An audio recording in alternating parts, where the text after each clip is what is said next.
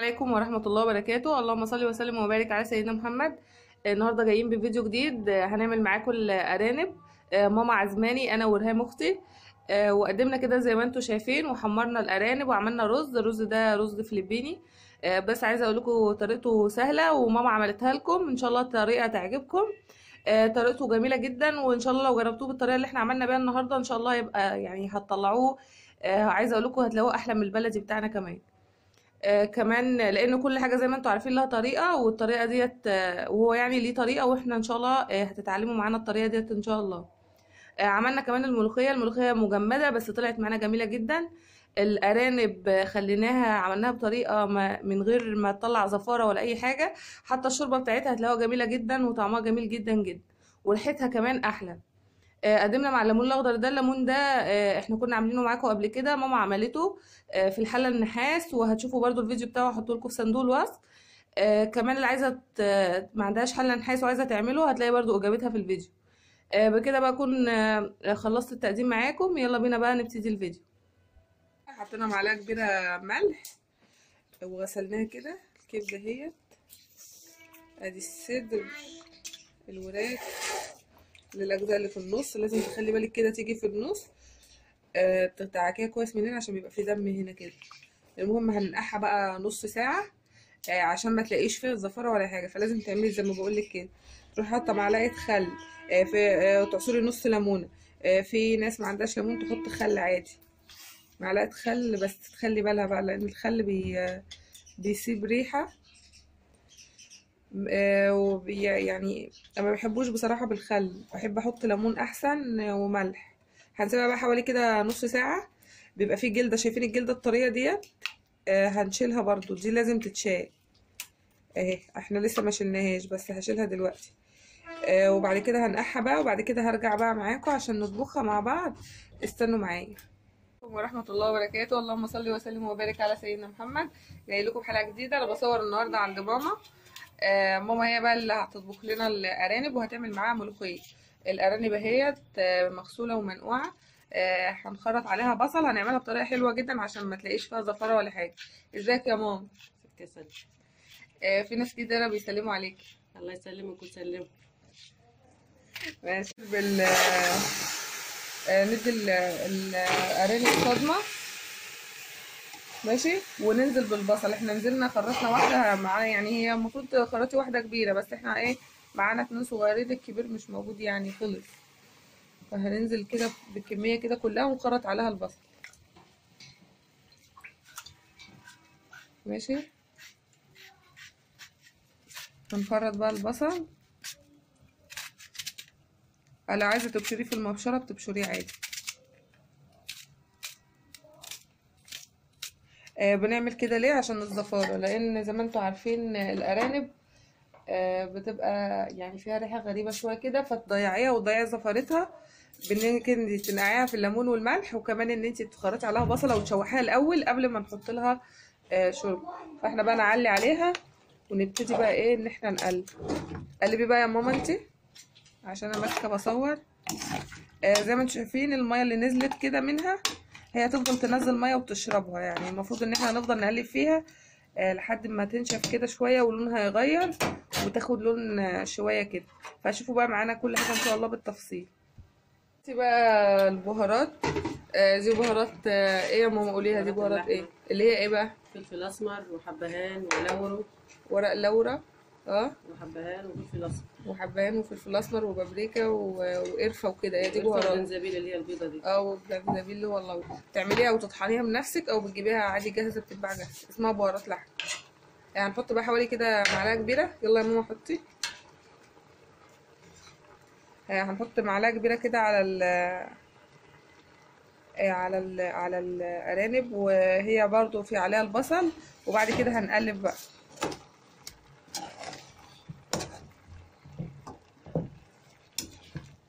شايفين؟ تحسوا ان لونها يعني داخل في سوا. على فكره الميه دي منها فيها ما حطيناش ولا نقطه ميه. فاحنا ايه نقلبها كده كويس. لما قلبناها كده بقى هنبدا نزودها ميه مغليه. ما ينفعش تزودي ميه بارده، زودي ميه مغليه، وبعد كده بقى توطي عليها خالص وتسيبيها ايه اول ما تاخد غلوه تروحي مغطيه عليها وتسيبها تستوي. هنعمل بقى على شوربتها ان شاء الله ملوخيه، هتشوفوها معانا دلوقتي، استنوا معايا. زي ما انتوا شايفين كده داخله اهيت على سوا. عايزه اقول لكم ريحتها جميله جدا. احنا زودنا طبعا شوربه عليها عشان خاطر ايه، هنعمل بقى من الشوربه ديت رز وهنعمل ملوخيه. كمان نسيت اقول لكم ان احنا حطينا في الحله هنا معلقه خل، ميه مغليه، حطينا معلقه خل، او ممكن تحطي عصير ليمونه. شويه الخل اللي انت هتحطيهم هنا شويه صغيرين، يعني مش هيبانوا فيها في حاجه، بس عشان زي ما قلت لكم دي حاجات كلها نتفادى بيها زفاره الارانب. مش قادره اقول لكم على الريحه، طالعه ريحه جنان، ريحه يعني مش قادره اقول لكم الريحه الحلوه قد ايه. دلوقتي بقى خلاص خلصنا اهوت. هبدا بقى اول لما تستوي ابدا اطلعها. لما اجي بقى اطلعها اوريها لكم بقى ان شاء الله، استنوا معايا. طلعتها اهوت ورشيت عليها ملح برضو في اخر 10 دقايق كده. بروح حاطه شويه ملح في قلب الشوربه عشان خاطر ايه، الشوربه تطلع معايا يعني ايه، طعمها حلو، وكمان بتدي طعم حلو للارانب. لما تحطي ملح اثناء في اخر 10 دقايق كده بتخلي طعم الحاجه اللي بتسلقها حلو، سواء كانت ارانب او فراخ. خلاص الشوربه بقى بقت معايا جاهزه اهي. دلوقتي بقى هنعمل الملوخيه، استنوا معانا. كمان هحمر الارانب في الزبده، وهنشوف كل الطريقه ان شاء الله مع بعض. هنعمل بقى ملوخيه خضراء مجمده اللي هي 400 جرام. انا جايبه الملوخيه ديت اسمها مونتانا، شارينها من كازيون. سعر الكيس 6 جنيه ونص. ماما اللي جابتها، صح يا ماما؟ مش هي ب6 جنيه ونص؟ ب6 جنيه ونص. انا فتحت الكيس ده وهي لسه مجمده بس شويه. هحطها بقى، هنعملها برضو مع بعض اهو. ده شكلها كده من جوه تمام. هنعملها بقى مع بعض دلوقتي، استنوا معانا. هي من الاكياس وحطيتها هنا، هي مجمده زي ما هي. واجيب بعد كده شوربه بقى بتاعه الارانب واحط لها كده ايه، حوالي كده ايه مرتين او 3، بس لحد ما تفك معايا. وبعد كده ايه، استنى بقى عليها لما تفك. مش هاجي يمتها، انا حطيت لها كده شوربه واسيبها تفك وبعد كده اجرب. وانا بجرب اخلي بالي ان هي تبقى مش خفيفه قوي وصيصه ومش تقيله قوي. هظبطها برضو مع بعض، استنوا معايا. هي قربت تفك، شايفين لسه فيها شويه. هشغل عليها النار بقى دلوقتي تكمل تفك، وازود لها شويه شوربه لانها هتبقى تقيله. هنا بقى نعمل رز. رز اللي ماما هتعمله هو رز الفلبيني. هات يا ماما الكيسه اما اوريه للناس. في ناس كتيره طبعا يعني ما تعرفش تعمله، اللي هو الرز ده اللي انا جبته معاكم قبل كده من كازون. ناس كتير قالت لي ده الرز ده مش حلو. هو في فعلا ناس ما بتعرفش تعمله، بس هو في الحقيقه طعمه جميله جدا، بس لما تعمليه بالطريقه الصح. هو الرز معايا اهوت بعد ما انغسل. ده رز فلبيني اللي هو الرز المستورد. اهو ماما غسلته كويس. بيحتاج برضو زيت كتير. المقادير بتاعته بيحتاج زيت كتير. حوالي قد ايه ده كيلو رز ده يا ماما ولا اكتر؟ ده كيلو. كيلو رز قد ايه بقى زيت عليه؟ نص حتة زبدة وشوية زيت. حته زبده وزيت او سمنه وزيت زي ما عندك يعني. نص شعرية. ونص كيلو شعريه. بيحب الشعريه كتير والزيت كتير. زيت دول حوالي قد ايه يعني، كوبايه كده ولا نص كوبايه؟ لا حوالي مج زيت. هو بيحب الزيت كتير، عشان الناس اللي هتستغرب تقول ايه ده زيت، ده زيت كتير. ما هو فعلا الزيت كتير. لو قللت الزيت عن كده هيبقى عامل يعني ناشف وزي الفريك كده، ما مش حلو. فعشان خاطر يبقى حلو معاكي تحط زيت كتير وشوربه كتير. يعني في الاخر لما هنيجي هتشوفوا بقى ماما وهي بتعمله، وهشوفوا بقى في الاخر خالص في النهايه شكله هيبقى عامل معانا ازاي. هي دلوقتي هتحمر نص كيلو شعريه، ومعانا كيلو رز غسلينه اللي هو الرز الفلبيني. اقول تاني اللي هو اسمه جودي ده في الاخر احنا جبناه، ما كناش عارفين ان هو الفلبيني، بس اتدبسنا فيه وخليناه يعني في الاخر. بس ماما بتعمله حلو جدا جدا. عايزه اقول لكم ان هو ايه، ما يفرقش عن البسمتي كتير، بس لما بيتعمل بطريقه صح. هنحمر بقى الشعريه ونرجع لكم تاني. الشعريه احمرت اهي. ننزل بقى بالمكعب. بعد كده بقى هننزل بكميه الرز اللي معانا في حد.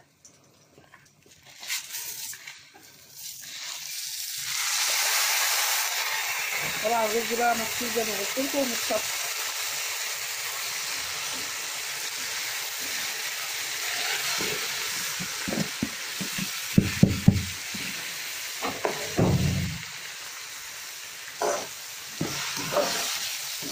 هنقلب كويس بقى. بعد كده ننزل بالشوربه،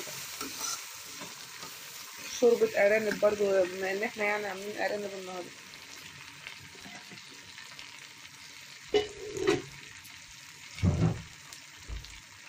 احط الشوربه يا ماما؟ انا لا اتفضل.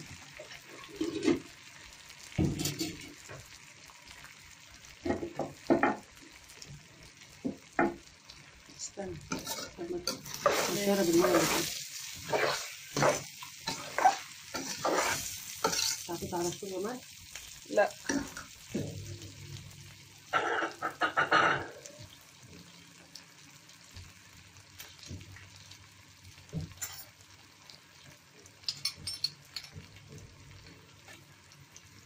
هتحطي بقى الملح والمكعبات يعني تظبطي الملح يعني بتاع الرز.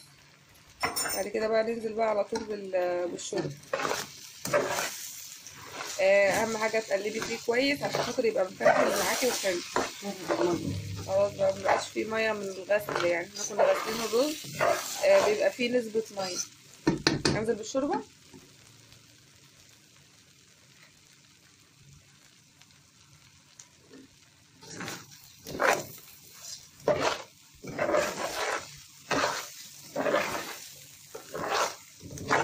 عايزه اقول لكم شوربه الارانب طعمها جميل جدا وريحتها جميل جدا لو عملتي بالطريقه بتاعتنا ديت ان شاء الله. نحط بقى الشوربه دلوقتي. طبعا الشوربه فيها نسبه بصل من اللي احنا كنا مخرطينه يعني، بس هي طعمه حلو يعني مش. يا ماما على فكره بتطلق على طول من الحله، بس بما اننا يعني بنصور فمش هتبقى مالكه تمسك الحله وتطلق قدامكم يعني. خلاص كده يا ماما نحط له تاني زي ما قلت لكم. طبعا لازم نحط له شوربه كتير.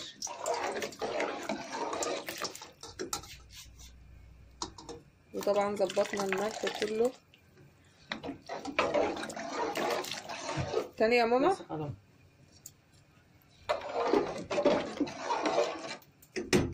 خلاص كده والملح متظبط كله متظبط. هنسيبه بقى يغلي وبعد كده نوطي عليه على نار هاديه نسيبه يستوي. اول لما يغلي نروح موطيين خالص ونسيبه على نار هاديه. اما يستوي بقى هرجع اوريهولكم. معايا هي تقيله يعني شويه فهزودها شويه صغيرين شوربه.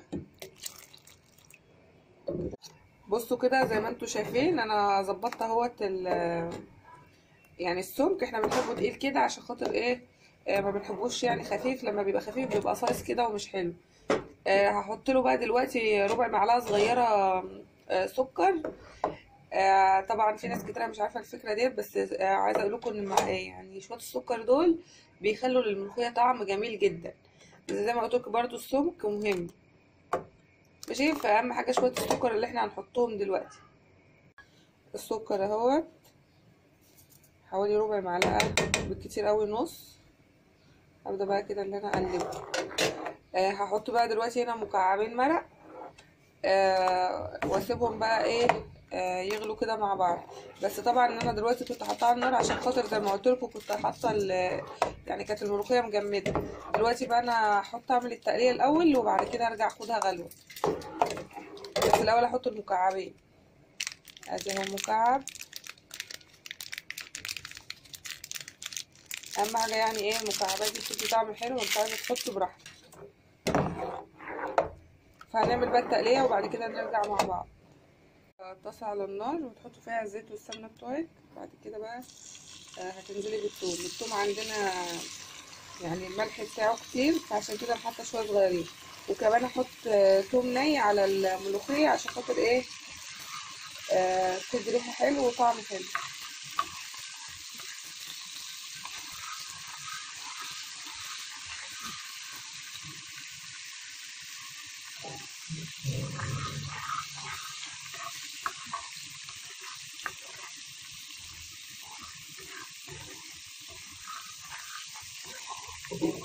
اول بقى ما هتصفر هنزل بيها على الملوخيه واخدها غلوه واحده. يعني انتوا عارفين بقى الملوخيه لو غليت كتير بترقد وبتصيص وبتبقى وحشه.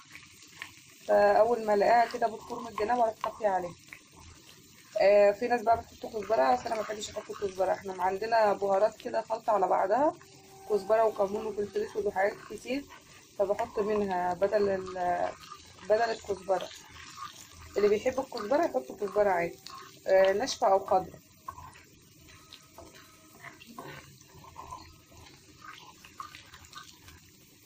شايفين بدأ لونه هو يغير ولونه يصفر. هاتي يا ماما بقى البهارات يلا عشان نحط.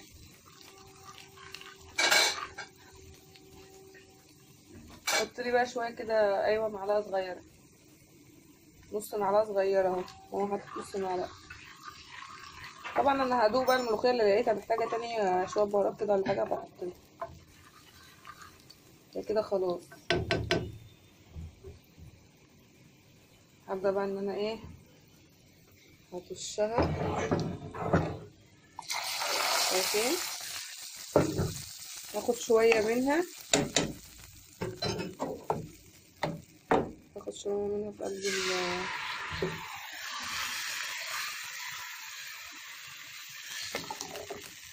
ماشي. هغطي عليها 5 كده، ما بتغطاش عليها اصلا عشان بترقل. بس انا هغطي عليها اول ما بحط التوم، بروح مغطيه كده يعني 3 ثواني ولا حاجه. هاتي يا ماما الغطا. المفروض يعني ان انا اكون غطيت وشلت الغطا دلوقتي، فاغطي ثانيتين 3 وبعد كده هرجع اشيل عشان ريحه التقليه تبقى مكتوبه في قلب الملوخيه. خلاص بقى احنا كده خلصنا. هوريها لكم برده واحنا بنغلي، استنوا معايا بقى. مش عايزه اقول لكم لسه مغليتش وطعمها جميل جدا. مش عايزه بقى ملح تاني، الملح بتاعها مظبوط. المكعبات اللي حطيناها والثوم اللي كان عليه ملح، والثوم اللي ماما عاملاه اهو ده من السنه اللي فاتت، حطاه كده في البرطمان وحطاه في التلاجة، ولا بيجرى له اي حاجه. وبنعمل منه الملوخيه، نعمل منه السمك، نستخدمه في كل الطبخ، بيبقى جميل. الملوخيه طبعا ما ينفعش اغطي عليها زي ما قلت لكم، بس اول ما بحط التقليه بروح مغطيه كده يعني حوالي ثانيتين 3 عشان تكتمي ريحه التقليه في قلب الملوخيه. دي تكه كده بتخلي طعم وريحه الملوخيه حلوين جدا. شايفين السمك؟ انا بحبه سمكه تقيل كده، ما يبقاش خفيف، عشان يبقى يعني بعد كده بقى تلاقيه حلو معاك، ما يبقاش صايص ومش حلو.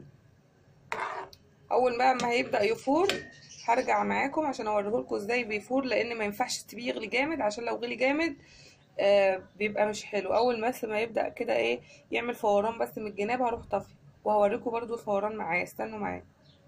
زي ما انتوا شايفينها خلاص هطفي عليها بقى، لان هي خلاص كده طفيت عليها كده خلاص. هجيب بقى شويه ميه واروح حاطه الحله ديت في قلب صينيه فيها شويه ميه من الحنفيه، واسيبها بقى لحد ما الرز يخلص واغرف الاكل، وبعد كده هوريكم بقى ان شاء الله. استنوا معايا. الرز اهوت استوى. هو خاتم ماما بقى تبدا تقلب. قلبي يا ماما. يعني مش مالكه طبعا تقلب لان انا واقفه لها قدام الحله بصور، فهي بقى هتقلبه. هو شايفينه هو استوى. على فكره طعمه جميل جدا، واللي ما جربش الطريقه دي يجربها ان شاء الله ويقول لنا رايه ايه في الطريق في الرز ده بعد ما عملناه بالطريقه دي. خلاص احنا بقى خلاص هنغطي عليه ونستنى بقى ايه اما نحمر الارانب ونقدم كله مع بعض. استنوا معانا. كده استوى. انتي دقتي؟ باينه قدامك. هاتي بقى اما ادوق كده واقول لك استوى خالص. هو استوى اصلا يعني باين عليه. طعمه جميل. مع انه رز مستورد بس طعمه حلو زي ما قلت لكم. عشان يطلع معاكم حلو لازم زيت كتير وشوربه كتير. يلا بقى نكمل مع بعض. مين بتحمري في زيت في سمنه بزبده اللي عندك يعني، فنحمر الصدور وهنحمر الوراك يعني على حسب ما الطاسه دي تاخد معانا. هاتي يا ماما يلا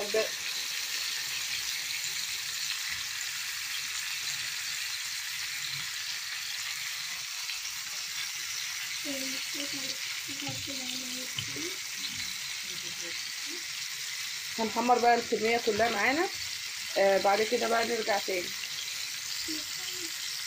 دلوقتي بقى احنا بنطلع الارانب بعد ما اتحمرت. ريهام جت اهي. تعالي يا ريهام انت هتطلعينا بقى انت امسك يا ريهام. انت ما بيجي حباتك بتحبي كلام ما بيجيش الا على الغرفه على طول. يا لسه جايه بقى يا جماعه من الشغل دلوقتي، وماما عازمانا كلنا النهارده، وعامله لنا بقى زي ما انتم شايفين كده ارانب، وذبحنا ونضفنا واشترينا كمان، وكمان عملنا ملوخيه، وهنقدم بقى الاكل دلوقتي.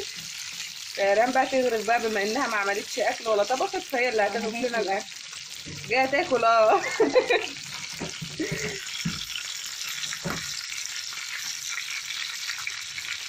هنطلع بقى ونغرف، وبعد كده نرجع نقدم مع بعض.